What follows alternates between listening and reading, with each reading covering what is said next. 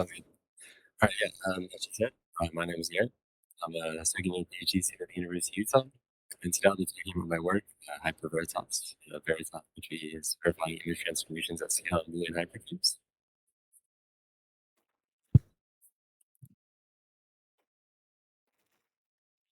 Is that better? Good. All right. And yeah, it's a joint work with my collaborators, Toshi, Mowery, and Pratik, Soni. And so today what I'm going to be talking about is this issue of image provenance. And what we mean by image provenance is this idea of sort of the origin and history of digital images. And this need becomes quite pressing as recently with advancements in various generative AI models, uh, which have better accuracy, it becomes very easy for people to generate sort of photorealistic images and publish these online. And as a result, it's become increasingly difficult to determine the authenticity of the digital images we interact with, whether we see them in news articles, social media, advertisements, etc. And so it'd be really nice if you had a formal way to give provable guarantees about the authenticity of these images that we interact with on a daily basis. So to address this issue, there was a standard called C2PA introduced a few years ago. And what these guys proposed is that physical cameras will be embedded with cryptographic signing keys. And the idea here is that when you take a picture, you will sign the image along with metadata, such as like the time, location, etc. And so this was sort of attest to the creation of this image. And what this enables is that verifiers, when they interact with these images on the web, they can determine the authenticity and learn a bit about the history of the image by verifying the signature. Now, this standard has gained wide support across the industry, as news organizations like BBC have supported this. Camera manufacturers like Sony have already started integrating these signing capabilities into recent lines of cameras. And even AI companies such as OpenAI are also integrating this technology into their workflows. The idea being that when you ask ChatGPT to generate an image, OpenAI will also produce a signature that it tests that this image was generated by ChatGPT, for example. So this standard allows that goes across both cameras and AI models. However, there are a few issues with this standard, and today we'll be focusing on a single one, and it's in particular this idea of that it has a hard time dealing with image transformations. And this is important because images are often processed before being published. They're not just published as is straight from the camera. For example, if you ever use like Google Street View, you know that the images posted online, which contain cars, the license plates need to be cleared for privacy reasons. You can't just post them to the quit. And so in this instance, you need to play the image before posting. Similarly, you could also imagine that editors might want to do sort of more artistic edits, such as things like adding color filters like grayscale before publishing to produce a certain effect. There's various other translations we might want to apply as well, such as like crop, resize, etc. But the idea is that regardless of the image transformation that is used, any image transformation sort of invalidates the original C2PA workflow. As you go back and look at a workflow, imagine that you've edited that original image and you publish it. That original signature is no longer valid. Is it? Any minor edit you make to that image invalidates the signature. And so this is a problematic. And the way C2PA solves this is they actually introduce trusted editing software. So you would need to use a special software that manages conditional cryptographic signing keys, such that when you produce this grayscale edit, it will re-sign the image, and that's the new sort of attestation of trust. But this is undesirable as it requires you to expand your trust assumption, and it's also difficult to ensure security in these applications in practice. So we need to have another solution, and this is where we can use ZKPs. In particular, we'd like to be able to build ZK snarks for image provenance. And so what does this look like? We have some editor who has this original image taken from the camera, and they want to publish some edited version, say grayscale. So what the viewer will provide, or what the viewer will have access to, is this edited image, that original signature produced from the camera, and the list of edits, which in this case is just grayscale. And so what we need to do as approvers, we need to prove two things.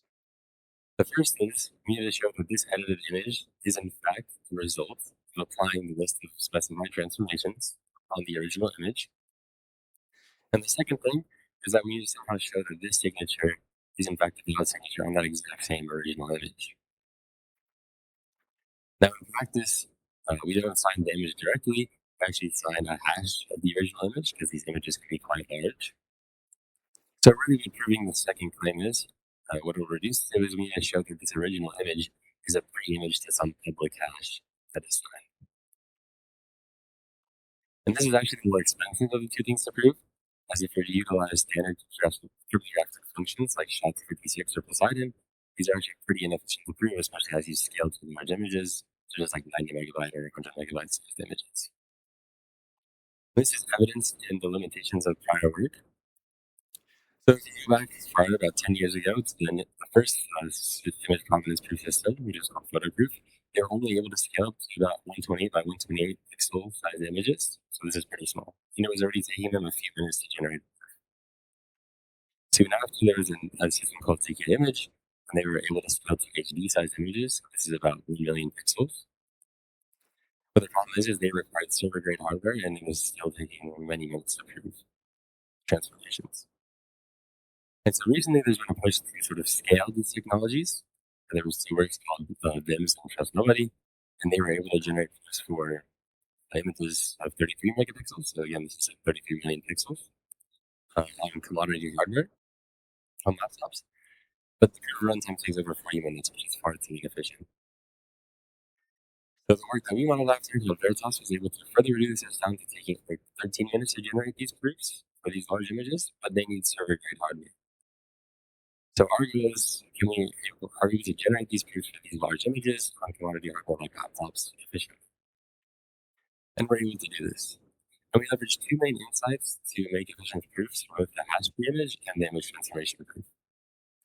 So we talk about how we prove the hash pre-image. We utilize a special hash called the lattice hash. Essentially, what this is more of like a matrix multiplication. So if we have our image and we're representing that as vectors for the red, green, and blue channels respectively, we'll assemble some random matrix of the elements and perform this matrix multiplication to obtain a much smaller hash for each channel of the image. And then we can assign that small hash. And the idea is that this sort of structure, lattice hash, requires collision resistance only for low normal image inputs. So we'll also have to provide some sort of range to store images within a certain range. Now, Veritas was able to construct a custom smart for this step, which utilizes univariate polynomial interactive local proofs and instantiated with univariate PCs. And although this is much more efficient than prior work, it's still expensive because these tools involve using expensive FFT operations. And so we eliminate the need to use these expensive operations and significantly reduce prover runtime and overhead by switching to using multilinear IOPs and PCS to the Boolean factory. But not only do we exhibit savings in the pre-image proof, we also get massive savings in image transformation proofs. In particular, our main insight is that we're going to view image transformations as a special type of a fine transformation. And if you want to learn more about that, I can talk a little bit more about it at the poster. But really what I want to tell you now is that representing the image transformation in this way allows us to generate similar multilinear IOPs and PCS, which efficiently prove these image transformations. Further, we notice that actually compositions of these transformations still remain fine, so we can prove multiple transformations in one shot. If you have complex editing pipelines where you prove, let's say, a crop, followed by a Garrett, followed by a redact, rather than generating 3 separate proofs, we can generate them in one shot. To give you a little bit of an idea of some results, if you look at the laptop, we use about 36 megabytes of RAM.